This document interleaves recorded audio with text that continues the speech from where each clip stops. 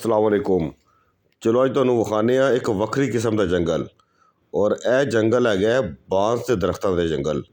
और वाकई ही जोड़ा एक तुहाडे ज़हन च आंदा ना बड़ा कोई थिक किस्म का घना जंगल। बांस का जंगल उस तरह का होंदा है। और ये प्रैक्टिकली जमीन के उत्ते सूरज की रोशनी कोई नहीं पैंदी है, इतना थिक होंदा है। तो यह तुसीं इत्थे वेख रहे हो, बांस लगे हुए हैं और बांसां की कटाई भी शुरू हुई है।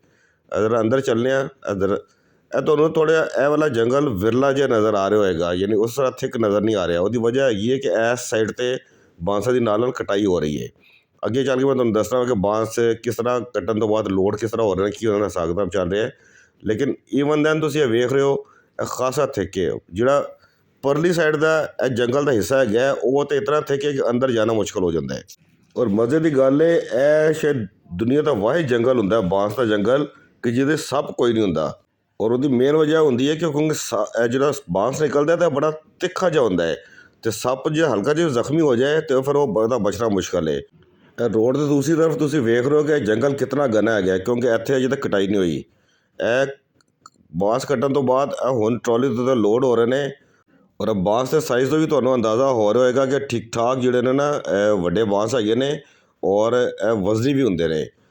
एक बंदा मुश्किल एक बांस तो लैके जाता है और बड़ी स्पीड के नाल वैसे लोड करते हैं और बड़े मोटिवेटेड इत्थे इन्होंने पिछे नाल गाने भी लाए हुए सन।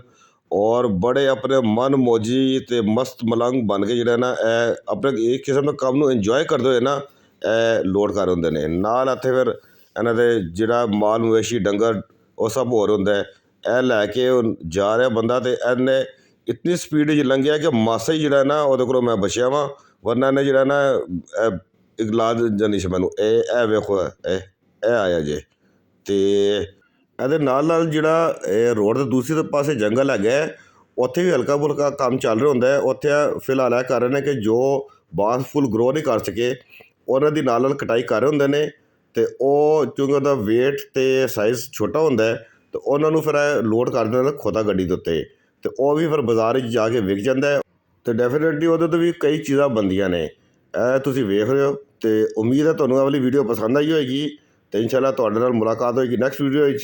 इजाज़त दवो, रब राखा। हसदा रवे पंजाब, सदा वसदा रवे पंजाब।